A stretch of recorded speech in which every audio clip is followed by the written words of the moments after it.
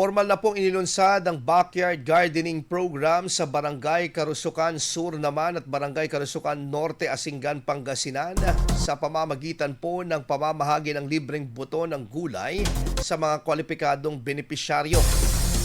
Isinagawa po ang pamamahagi sa kani-kanilang barangay hall bilang bahagi ng programa ng pamahalang lokal na hikayatin ang pagtatanim ng gulay sa mga bakuran upang makatulong sa seguridad at pagkain at pagpapabuti ng nutrisyon ng mga pamilya.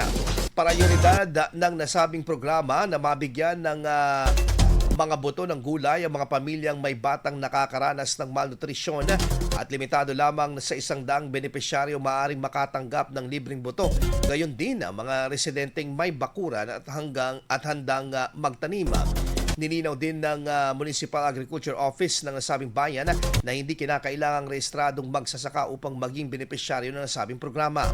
Upang matiyak ang wastong paggamit ng mga naipamahaging buto, magsasagawa ang Municipal Agriculture Office at ang mga barangay ng monitoring makalipas ang 3 linggo hanggang 1 buwan mula sa pamamahagi. IFM News. IFM News. IFM News.